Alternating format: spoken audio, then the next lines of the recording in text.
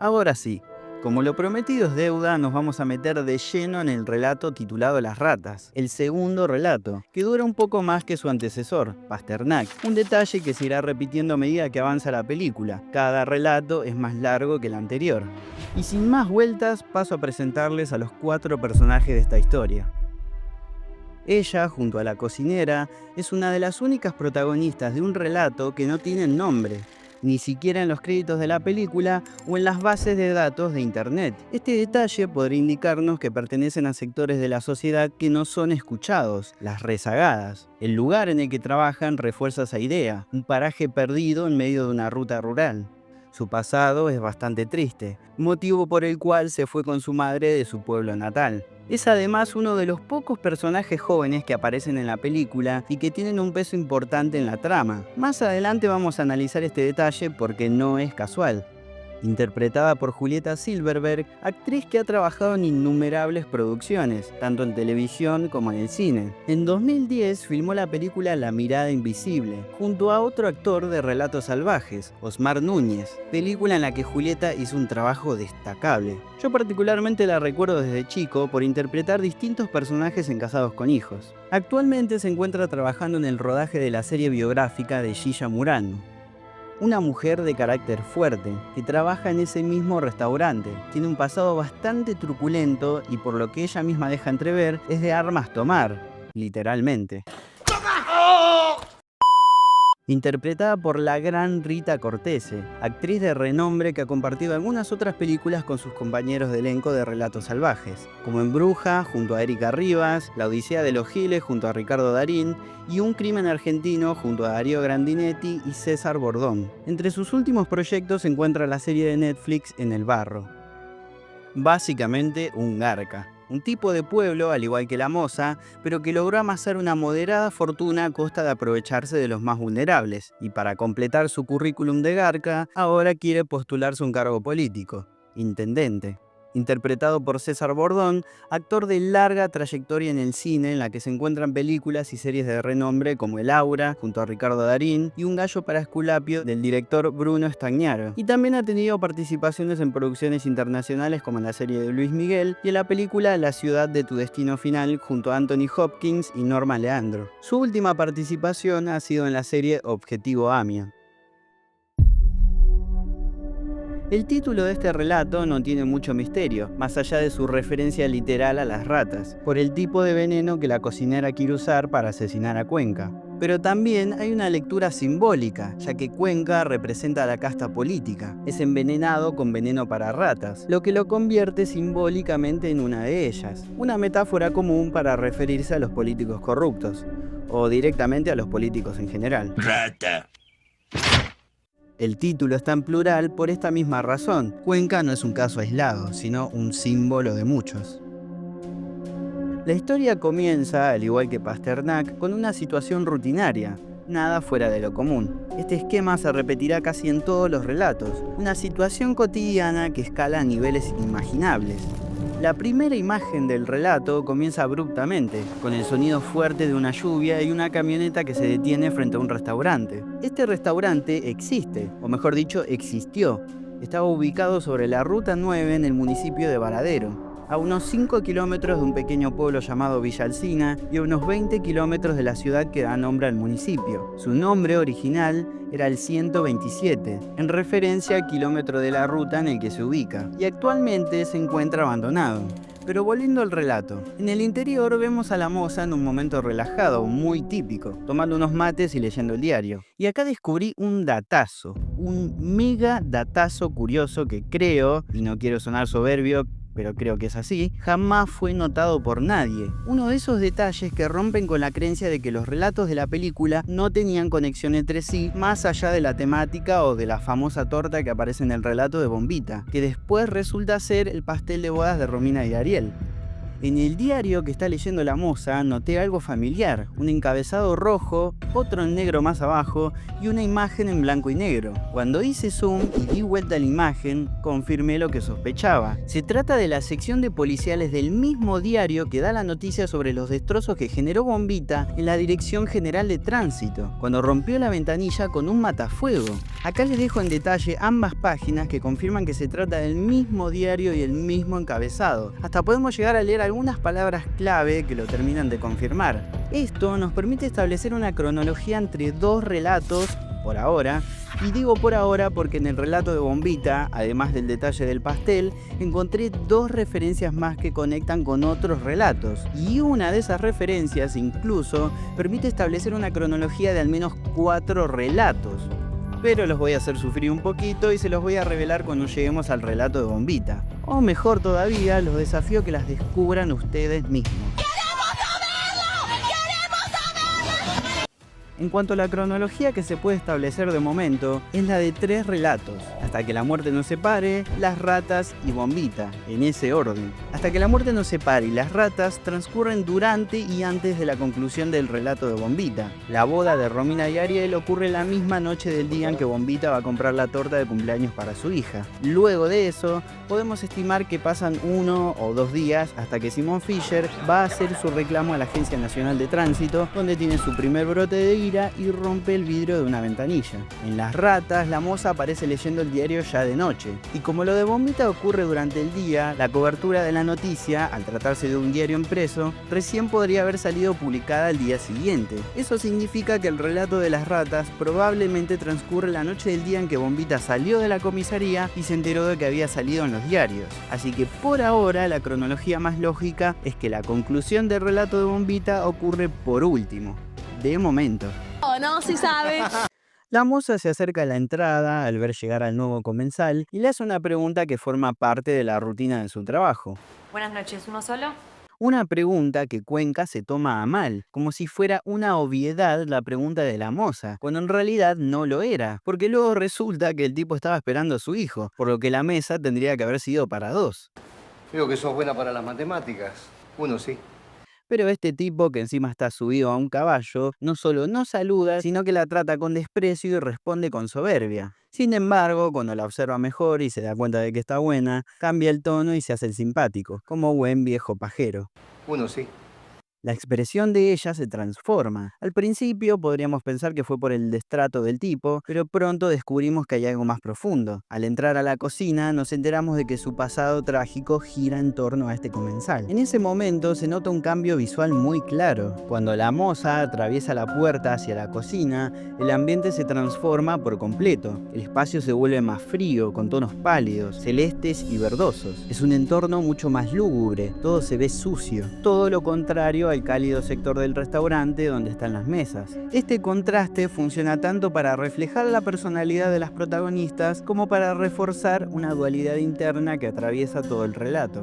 Por un lado, los colores cálidos representan el mundo de la moza, es su espacio, el lugar donde se siente cómoda y viva. También hablan de su personalidad, una chica enfocada, decidida a seguir adelante a pesar de su pasado. Su vestimenta floreada, de tonos verdes, suma a esa sensación de frescura y juventud, pero a la vez esos colores cálidos como los naranjas nos anticipan que algo va a pasar ahí, que ese lugar será escenario del conflicto. Por el contrario, la cocina, el territorio de la cocinera, está teñida de fríos tonos azulados, reflejo de una mujer endurecida por la vida, con un pasado oscuro. Su entorno visual es una extensión de su carácter. Este contraste también se puede leer como una metáfora de la dualidad moral que empieza a surgir en la historia, la lucha entre la razón y el instinto, la justicia y la venganza, la luz y la sombra. De hecho, esta idea de la dualidad atraviesa toda la película. Ya desde Pasternak veíamos el contraste entre el perdón y la venganza, entre el rojo y el azul, o entre los distintos personajes que marcaron a Gabriel en cada etapa de su vida. En Las ratas, esa tensión se traduce visualmente en el naranja y el celeste, los colores que dividen el restaurante y la cocina, y que a su vez representan el conflicto interno de la moza. Porque cuando ella cruza esa puerta y entra al ambiente frío, es como si volviera a sumergirse en su pasado, en su dolor, en sus recuerdos más oscuros. Al ver a Cuenca, su tranquilidad se desvanece. La moza cuenta que ese señor es un usurero, una palabra muy usada en el interior para referirse a personas que hacen negocios a costa del prejuicio de los demás. Notemos que a medida que la moza se sumerge en sus recuerdos y pensamientos, la cámara se desliza desde la cocina hacia la zona de las mesas, enfocando al tipo, y ella suelta una última frase que resume todo. Yo algo le voy a decir. Yo algo le voy a decir. Y acá quiero volver sobre lo que mencioné antes acerca de los pocos personajes jóvenes que aparecen en la película. La moza, a pesar de todo el daño que este tipo le causó, recordemos que su padre murió por su culpa, apuesta al diálogo. No se le cruza por la cabeza lastimarlo o vengarse. Lo único que busca es cerrar ese capítulo de su vida, hablar, sanar. Y es importante destacar algo. Sanar o perdonar son palabras que no aparecen en ningún relato de Relatos Salvajes. De hecho, los personajes que muestran este impulso de hacer las cosas bien o de resolver los conflictos de forma racional son justamente los más jóvenes. Esto no es casual, es un mensaje de esperanza. Las nuevas generaciones representan la posibilidad de un cambio. Una generación que, a diferencia de las anteriores, no repite los mismos errores, sino que busca romper con el ciclo de la violencia. Pero esta idea de sanación se interrumpe bruscamente cuando la cocinera suelta una frase que lo cambia todo. ¿Por qué no le ponemos veneno para ratas en la comida? Tranqui, 120. La cámara entonces se desplaza hacia la derecha y enfoca a la cocinera, que sentencia su propuesta con total frialdad. En el depósito hay una buena dosis y en 5 minutos le revienta el corazón. Esa naturalidad con la que lo dice nos revela mucho sobre su pasado. La cocinera es un personaje marcado por la violencia, alguien que ha vivido tanto dolor que su primera reacción frente a la injusticia es la destrucción. No busca justicia, busca eliminar el mal, sin pensar en las consecuencias. Y si bien podríamos justificar su reacción diciendo que se lo merece, eso no cambia el hecho de que ese tipo de venganza también termina consumiendo a quien la ejecuta. Como mencioné en el análisis del relato de Pasternak, cuando somos dominados por el odio no buscamos justicia, buscamos destrucción, aunque eso pueda destruirnos a nosotros mismos. El movimiento de cámara que pasa de un extremo a otro refuerza esta tensión. En ese paneo literalmente se visualiza el traspaso del conflicto. La cocinera acaba de implantar una duda moral en la mente de la moza, sanación o venganza. Y aunque la moza no lo sepa todavía, ese chip ya fue activado. Lo podemos confirmar en la siguiente escena, cuando vemos por primera vez con claridad su vestimenta completa. La camisa floreada que mencioné anteriormente, pero debajo lleva un delantal rojo. Esa dualidad ya se hace presente en ella. Antes de continuar esta escena, quiero detenerme en un detalle visual bastante significativo de la escena previa. Cuando la moza ingresa a la cocina, todavía hay una pequeña fuente de luz cálida, la del baño donde se encuentra la cocinera. Esa luz aporta un leve contraste dentro del ambiente frío y sombrío de la cocina, pero cuando la cocinera sale y apaga la luz, el fondo queda completamente oscuro, como si en ese momento la moza se sumergiera por completo en su oscuridad. Pero este detalle también puede leerse desde la cocinera. Hasta ese momento ella parecía estar atravesando una etapa de cierta estabilidad, una calma contenida, pero al volver a la cocina y escuchar la historia de la moza, vuelve a reincidir en su propia oscuridad, en ese costado violento, oculto pero latente. Esa luz apagándose funciona entonces como un punto de inflexión para ambas. Una se adentra en la oscuridad y la otra vuelve a ella. Basta con mirar la mirada inyectada de la cocinera para terminar de confirmarlo. Pasamos a la siguiente escena con un trueno de fondo. No es muy fuerte, pero ya funciona como una escalada de tensión. El peligro acecha. Esto también podemos notarlo en el color del menú, un rojo intenso, que nos alerta que uno de sus platos trae consigo la muerte. El tipo sigue sobrando a la moza, indicándole cómo debe manejarse en su trabajo. Tenés que mirar más al salón, bebé. Perdón. ¿Ya sabe lo que va a pedir? Tráeme unas papas fritas a caballo. Si me quedo con hambre, te pido otra cosa. ¿Para tomar? Coca Light. ¿Coca Light? Coca Light. Papas fritas a caballo. ¿Querés que te lo anote? Por favor, la escritura del guión, la actuación de César Bordón, está todo perfectamente cronometrado para que el tipo te caiga bien para el ojete. Te odio. Quédate tranqui que nosotros también. Fíjense que cuando la moza ingresa a la cocina, la cocinera estaba ahí, parada detrás de las cortinas observando, acechando como un cazador a su presa, alimentando su instinto salvaje. Notemos también que en la cocina comienzan a surgir algunos tonos de rojo. El peligro está cada vez más cerca. Hacer unas papas fritas a caballo. La hija de su madre ya lo tenía completamente decidido. Se fue a buscar el veneno al depósito y lo tenía encima preparado. No se anda con vueltas. ¿Vos estás loca? ¿Querés que vaya presa? Prestemos atención a la frase de la moza. Es algo que nos habla de su inconsciente. Desea la muerte del tipo, pero la detiene el freno legal, el hecho de que esa acción podría perjudicar su vida. Una cuestión que estoy seguro mantiene a raya por lo menos al 80% de la población. Detener nuestros impulsos porque pueden tener consecuencias graves, pero sobre nosotros mismos. Las leyes son ese segundo filtro, porque antes de ellas existe un filtro primario, la moral. ¿Y recuerdan a Sigmund Freud, de quien estuvimos hablando en el relato de Pasternak? Sí. Bueno, este señor tiene algo más para decirnos sobre un tema que también hace presencia a lo largo de toda la película, los filtros que detienen nuestros impulsos más primitivos. Seguramente hayan escuchado hablar del ello, el superyo y el yo. Se los resumo rápidamente porque va a ser importante para analizar a los personajes de este y los demás relatos. El ello son nuestros impulsos y deseos instintivos que buscan satisfacer los placeres a toda costa. Ya, acá no existe la moral. El super yo es nuestro costado más instruido, el que busca regirse por las normas sociales. Es donde se encuentra nuestra moral. Y finalmente el yo, que funciona como mediador entre el ello y el superyo, tratando de satisfacer los deseos más impulsivos, pero dentro de los límites que permiten las normas sociales. ¿Vos estás loca? ¿Querés que vaya presa? Con su frase, notamos que la moral desaparece cuando se trata de ese tipo que arruinó a su familia, pero hace presencia el yo, que la detiene de asesinarlo. No por una cuestión moral de lo que está bien o mal, sino por las normas sociales. Sabe que si mata, va presa, y con eso arruinaría su vida. Con esto no quiero decir que si las leyes no existieran, la cocinera lo asesinaría ahí mismo, pero es difícil imaginar cómo reaccionaríamos si no existieran las leyes. Va, ni tan difícil. Basta con investigar un poco sobre la Edad Media, ¿no?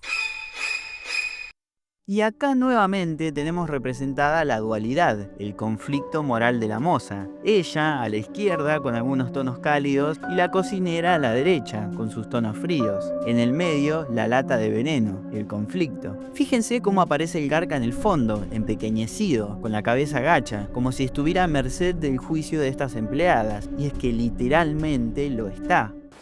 Presa. ¿Te crees que a este esfuerzo le van a hacer una autopsia a los del FBI? Acá la cocinera hace una crítica al ineficiente sistema judicial argentino, al que debe conocer muy de cerca por lo que nos cuenta más tarde. Cuando la moza vuelve a guardar el veneno y se va, la vemos a la cocinera ligeramente iluminada por una luz cálida. Esto nos dice que está aflorando en ella su verdadera esencia. La violencia se está despertando. Me voy a poner medio pesado con el tema de los colores, pero es que en este relato están todo el tiempo hablándonos sobre lo que están sintiendo los personajes. Cuando la moza sale a servirle la Coca Light. al Garca, empiezan a hacerse presentes en el ambiente los colores fríos. Acá en el fondo con la mesa de billar y los manteles, y en este otro plano nuevamente con los manteles de las mesas que la rodean completamente. Su pasado la está invadiendo. La persona que arruinó su vida está ahí, frente a ella, y hay una oscuridad que está creciendo cada vez más dentro de sí.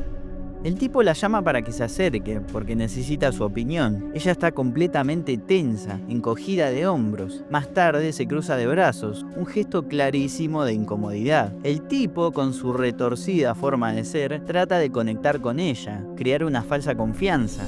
Le gusta. Por eso le pide su opinión sobre el color de dos imágenes en las que él mismo es el protagonista. Es también una forma de presumir. Acá nos enteramos de que se llama Rafael Cuenca y que, como todo Garca, se metió en la política. Se está postulando para ser intendente. Cuenca le muestra dos imágenes, una con fondo rojo y otra con fondo blanco. Ella elige obviamente el rojo porque eso representa para ella peligro, y también porque es lo que el tipo es en realidad. Esperá. No contento con incomodarla lo suficiente, ella está por irse, pero él la detiene para preguntarle si no salió con mucha cara de serio. De verdad me pregunto, ¿qué clase de retorcido tenés que ser para intentar generar confianza con una persona de esa manera? Es sin duda uno de los personajes más asquerosos de toda la película. Ella regresa a la cocina y la cocinera de la nada empieza a comentarle las bondades de vivir en la cárcel. Esto nos habla de que es una persona que no ha podido reinsertarse en la sociedad. Su vida ha sido tan cruda que ve como un alivio el no tener que enfrentarla. Prefiere estar encerrada. Cuando la moza le pregunta si estuvo presa, esta responde que sí y dice que no es nada de lo que se arrepienta. ¿Qué pudo haber hecho? Es algo que yo también me pregunto. Y lo que personalmente imagino es que haya asesinado a una persona que la maltrató o la hirió profundamente. Probablemente una pareja o un abusador. Nada de lo que me arrepienta. Luego de decir esta frase, con esa mirada, la cámara la sigue y enfoca la olla donde coloca la espumadera con las papas fritas. Es una pista que nos dice que ya colocó el veneno cuando la moza no estaba. Y ahora que ha logrado cometer esta acción, los tonos cálidos están más presentes que nunca en la cocina. La luz, la hornalla con una llamarada ardiendo, el reflejo sobre el metal de las estanterías, una botella roja desenfocada, el delantal de la moza y hasta un paquete de harina. Y encima la luz proviene desde el lado de la cocinera, señales que nos advierten que ya lo hizo y que comienza a sentirse viva. ¿Qué decís? ¿Le hacemos un favor a la comunidad? Fíjense que para este punto ella ya envenenó la comida, pero sigue poniendo a prueba a la moza. Es como si quisiera arrastrarla a su filosofía de vida, despertarla, como le dice segundos antes. Despertate, nena. Para esta altura es como si la moza se encontrara debatiendo con su conciencia, la parte que le dice que lo haga y la que le dice que no, como la imagen clásica del ángel y el demonio. Y no es casual que casi siempre el ángel esté posicionado a la izquierda y el diablo a la derecha, tal cual como ocurre acá, con el personaje de Rita Cortese, que aparece constantemente del lado derecho del plano. Ella insiste con la idea de envenenar a Cuenca, pero la moza no quiere escuchar, no quiere oír a su inconsciente, así que decide cerrar esa puerta. También vale destacar algo que se va a repetir en varios relatos y que ya había aparecido en el de Pasternak. Siempre que aparece un objeto relacionado a un momento de inflexión, algo que cambia el destino de una historia, lo vemos enfocado desde dentro de un habitáculo. Y ese objeto en casi todos los casos es representado con el color azul. En el caso de Pasternak, era la valija de Isabel, también de color azul, representación de la carga que llevaba, el peso de haber engañado a su exnovio Gabriel Pasternak. Ese hecho culposo está simbolizado por la valija que arrastra desde el inicio del relato, y que vemos por última vez cuando cierra el portaequipaje del avión. Esa acción que cometió y con la que arrastra, culmina con la muerte de todos los pasajeros y de ella misma. Y ahora ocurre lo mismo con la lata de veneno, color azul, enfocada desde dentro de un mueble. Objetos que funcionan como representación de nuestro inconsciente. Por eso siempre los vemos desde planos interiores. Son una proyección visual de lo más profundo de la mente. Lo mismo sucede en El Más Fuerte, donde el auto del personaje de Sbaraglia es una extensión de su personalidad. Lo vemos durante casi todo el relato desde dentro del vehículo o adentro del vehículo. Es su coraza. Más adelante, en Bombita, habrá otra toma desde el interior de un auto, más específicamente desde el baúl donde coloca los explosivos con los que planea vengarse. Y acá también notamos que las luces que señalan que los explosivos están activos son azules. Y en los dos últimos relatos veremos esta idea representada de otras formas. En la propuesta, a través del encierro en un cuarto, y los colores, y en Hasta que la muerte nos separe de una manera más física, mediante el pelo de Romina. Pero volviendo al relato, finalmente están listas las papas fritas a caballo. La moza coloca el plato sobre la mesa de manera brusca, en un gesto que me hizo acordar a Nueve Reinas cuando un mozo le derrama el café a Marcos en un claro gesto de desprecio. Estupendo. Al regresar a la cocina y comenzar a lavar la olla donde se cocinaron las papas fritas, descubre lo peor. Tiene restos del veneno para ratas. ¿Se lo pusiste? Hacete la mosquita muerta ahora. En la toma previa ya podemos ver la presencia del rojo, que ha invadido por completo la cocina. Lo más llamativo es esa enorme puerta roja a la izquierda, de la que proviene una luz cálida. Ahí afuera está la cocinera. En la siguiente toma la vemos iluminada por esa misma luz, fumando un cigarro, como quien se encuentra festejando después de ganar la lotería o en un momento de distensión después de hacer el delicioso. La cocinera vuelve a sentirse viva, vuelve a ser ella misma, incluso parece sentirse más libre. Está parada en la puerta mirando hacia afuera, contemplando la lluvia. La moza comienza a ponerse nerviosa y discute con la cocinera, pero no se hace cargo de su complicidad en el acto hasta que se lo menciona a la cocinera. Por una vez en tu miserable vida estás haciendo algo que vale la pena. No, yo no estoy haciendo nada, ¿eh? ¿Ah, no? ¿Te quedas acá discutiendo conmigo en lugar de ir a sacar el plato? Tranquila. En ese momento, cuando intenta dirigirse a retirarle el plato a Cuenca, la cocinera la detiene para convencerla de que lo que está haciendo no tendrá consecuencia. Y acá es cuando el dilema moral de la moza parece hacerse más fuerte. Se dirige a la ventana a contemplar, a decidir qué hacer. Y en este plano es donde más claro queda este conflicto pujante entre el bien y el mal. La moza y la cocinera ubicadas en dos ventanas separadas. Y en este momento es cuando a la cocinera le surge una duda que seguramente nos surgiría a muchos en esa situación. Che, ¿está bien esto que estoy haciendo? Nah, mentira, esa no. Che, esta mierda no está vencida, ¿no? Cuando un veneno está vencido, ¿es más o menos dañino? Exactamente esa. ¿Qué pasa cuando un veneno se vence? Y acá estoy yo, bien al pedo, para responderles esa pregunta. La respuesta es que depende. Depende de su composición química, ya que al vencerse puede disminuir, aumentar o incluso modificar su efecto. Así que todo depende. Pero la cuestión final es que sigue siendo peligroso igual. No consuman veneno, chicos. Luego de esta duda de la cocinera, la moza ve acercarse un vehículo y acá ocurre este plano que las coloca a ambas en un mismo encuadre. Esto podría hablarnos de cómo se siente la moza en ese momento, en el que un tercero podría descubrir lo que están haciendo. Por un instante, ella se percibe como una criminal, se siente al mismo nivel que la cocinera, y por eso el encuadre la superpone a ambas. La cámara, que antes solía separarlas en planos distintos, ahora las une visualmente, como si ese acto de complicidad hubiera borrado la línea moral que las dividía. El vehículo que se acerca es un micro de larga distancia, y de él se baja Alexis, el hijo de Rafael Cuenca. Este se sienta y Cuenca sigue sumando puntos para que lo odiemos cada vez más. ¡Te odio! Ante su llamado, la moza se acerca a la mesa e intenta retirar el plato con la excusa de calentar la comida, pero Cuenca reacciona de mala manera y la hace retirarse. ¿Me traes una Fanta, por favor? Dios, qué piña que le daría. La moza vuelve a la cocina buscando la ayuda de la cocinera. Ya no se trata de matar a un garca, sino de asesinar a un chico, a alguien inocente. La cocinera, con una frase tan cínica como graciosa, le responde con una pregunta. Tenemos que hacer algo, están comiendo los dos. ¿Ponerle más veneno? ¡Es un chico! Pero va a crecer. Y de tal palo tal astilla. Es mejor que terminemos con todo el estirpe y ya.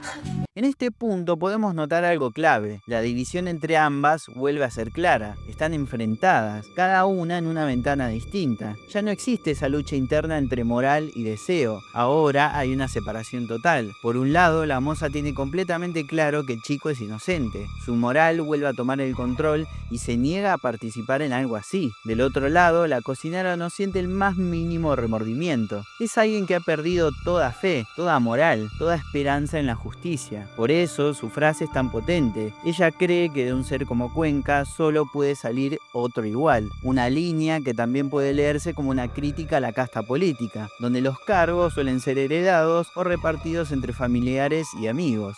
Ante esto, la moza no tiene otra opción más que volver a intentar retirar el plato. Al salir, nota que el veneno ya comenzó a hacer efecto en ambos, pero con mayor intensidad en el hijo de Cuenca. Che, ¿vos sabés que me estoy sintiendo? ¿Qué te pasa a vos? ¿Estás bien? Acá vuelve a aparecer la cuestión de la dualidad que habita en todos los personajes de la película. ¿Cómo puede convivir en alguien como Cuenca el amor paternal y ese instinto protector hacia su cría con una crueldad tan marcada? ¿Cómo alguien tan violento puede a la vez sentir amor? Esta escena busca mostrarnos justamente eso, la preocupación genuina de Cuenca por su hijo, que nos habla de la dualidad que puede habitar dentro de cualquier persona. Lo mismo ocurre con la moza y la cocinera. La moza tiene una moral muy firme, pero cuando se presenta la situación, decide dejar que el veneno haga efecto, decide dejar morir a alguien. Y en la cocinera también se manifiesta una dualidad aún más compleja. ¿Cómo puede coexistir en ella el sentido de justicia con el hecho de asesinar? Para ella, hacer justicia implica matar a otra persona, aunque eso signifique también llevarse la vida de un inocente, como el hijo de Cuenca. ¿Cómo es posible pensar en hacer el bien causando tanto daño? Personalmente creo que esta es una de las dualidades más presentes en el ser humano. Desde la perspectiva de cada uno, el bien puede significar cosas completamente opuestas.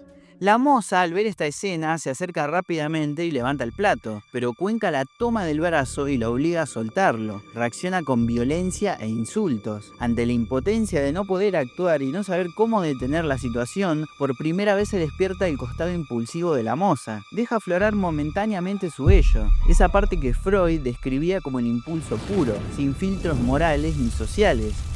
La música, que escala cada vez más, refuerza esa sensación de violencia contenida. Uno como espectador está ahí, con los dientes apretados, diciendo «Dale boludo, hace algo, rompele la cara». Y finalmente lo hace. Le estampa las papas fritas en la cara. Por un segundo, todo queda en silencio. Cuenca no se la veía venir, está acostumbrado a humillar y a que nadie le haga frente. La reacción de la moza es para analizar. A pesar del impulso, enseguida vuelve a reprimirse. Se da cuenta de lo que acaba de hacer, se pone tensa, nerviosa y hasta se le dificulta la respiración. La actuación de Julieta es perfecta. En sus gestos se ve el estrés, la contención y hasta los espasmos nerviosos. Una maravilla de actriz. Cuenca, por supuesto, explota. Se levanta de la mesa y la vuelca. Su hijo le pide que se detenga, pero es inútil. Cuenca primero la insulta, mientras ella, aún en medio del caos, gira una y otra vez para ver cómo está el chico. Y finalmente, cuando la agrede, ella sigue gritando que llamen a una ambulancia. Es sin duda el personaje más humano de toda la película. En un momento tan caótico donde su integridad física está en peligro, ella sigue preocupada por Alexis. Cuando Cuenca se agacha para tirarla al piso, aparece por detrás la cocinera como un depredador que ataca por sorpresa a su presa. Su presencia irrumpe con los colores fríos que invaden la toma, reforzando el contraste entre ambas mujeres. Y finalmente, ante la reacción de Alexis, descubrimos que la cocinera está cargando un cuchillo, con el que apuñala 8 veces a Cuenca. Va a doler. Mientras comete esta acción, la cocinera lanza 2 frases que resumen a la perfección su personalidad. La primera: ¿Qué tenés, delincuente? deja en evidencia que para ella no se trata de un asesinato, sino de un acto de justicia. En su mente, Cuenca está recibiendo el castigo que merece por todo lo que hizo. La segunda: ¡Te voy a sacar el hígado como un pollo! revela algo mucho más profundo. La naturalidad con la que ella asume el hecho de quitarle la vida a otro ser humano. Para la cocinera, la vida de este tipo vale lo mismo que la de un animal que sacrifica para comer. Es una tarea más, parte de una rutina cotidiana. Incluso podría decirse que hay algo de placer en ese momento, como si descargar esa violencia la hiciera sentirse viva otra vez. La hazaña, reflejada en la cantidad de apuñaladas, deja entrever esta cuestión. Él se desvanece y cae al suelo. ¡No me digas! Ante semejante situación traumática, la moza queda tendida en el piso, con los ojos cerrados, apretando los puños y emitiendo un quejido. Pero incluso en un momento tan extremo, su humanidad logra imponerse. Abre los ojos para comprobar si el hijo de Cuenca está bien. El chico, paralizado por el shock, vomita, lo que probablemente le permite expulsar parte del veneno. Al ver que sigue con vida, la moza siente un breve alivio, hasta que se da cuenta de que está recostada sobre un charco de sangre. Extiende los brazos para levantarse y lo ve a Cuenca a su lado. El último plano de esta escena es una toma cenital que los encuadra a los 3. Ya no estamos en la perspectiva de ningún personaje. Nuestra mirada es objetiva. Ahora parece como si fueran parte de un mismo círculo de violencia. Cuenca yace con su brazo aún sobre la moza, símbolo de la opresión que ejerció sobre ella, mientras la sangre que los rodea actúa como metáfora de las consecuencias de esa violencia. Esa misma sangre también ensucia a la moza, marcando el fin de su inocencia y su inevitable complicidad. Es parte del acto, aunque no haya empuñado el cuchillo. A la derecha, de pie, vemos a la cocinera, manchada de sangre, con el arma aún en la mano contemplando lo que hizo, como si ese impulso de violencia y el acto que cometió la hubiesen agotado. La composición nos muestra a la moza y a Cuenca como dos víctimas frente a la cocinera, dos tipos distintos de víctimas, pero víctimas al fin, del odio, de la violencia y de un sistema que no funciona. Un político corrupto, una ex convicta que no pudo reinsertarse y una joven sometida por la opresión de otros. Tres vidas diferentes que terminan arrastradas por la misma vorágine de muerte. Lo más trágico es que sin la intervención de la cocinera, la moza habría sido golpeada y humillada sin que nadie interviniera. Tuvo que irrumpir ella como una especie de justiciera, símbolo de la famosa justicia por mano propia, que emerge cuando un sistema falla y empuja a la sociedad al extremo. Muy acertadamente, Rita Cortese lo resumió en una frase durante una entrevista. Ahora yo, Rita, digo desdichado del país que necesita héroes, ¿no? Porque... En la última escena vemos a la moza y al hijo de Cuenca sentados en una ambulancia, mientras observan cómo pasa la camilla que transporta el cuerpo del fallecido. La música que suena es melancólica, porque aunque podríamos pensar que se hizo justicia, lo que acaba de suceder es profundamente triste. No hay victoria posible en una situación como esta. Un hijo perdió a su padre, una joven vio la muerte de cerca y se quedó sin trabajo. Y la cocinera regresará al círculo de violencia que la formó, perpetuando su propia filosofía al volver a la cárcel. Aún así, creo que hay un pequeño mensaje de esperanza. El hijo de Cuenca, a diferencia de su padre, todavía está a tiempo de cambiar. Cuando entra al restaurante, lo hace con una campera roja, que puede simbolizar tanto el peligro como la influencia negativa de su padre. Pero al sentarse, la deja colgada en la silla. Es un gesto mínimo, pero significativo. Parece decirnos que la violencia aún no se ha arraigado en él. Durante la comida, se ríe tímidamente cuando su padre maltrata a la moza. Bien podrido, papiba. Un reflejo de empatía automática hacia su figura paterna, pero no porque esté realmente de acuerdo. Luego, al ver cómo Cuenca la ataca, nota que su reacción es desmedida, le pide que se detenga. No interviene físicamente, pero su gesto alcanza para mostrarnos que en él todavía hay algo rescatable. Algo que está a tiempo de cambiar. En la escena final, ya no lleva la campera roja, está vestido casi por completo de negro, al igual que la moza. Ambos han perdido algo de sí mismos. En el caso de ella, esa frescura con la que comenzaba el relato.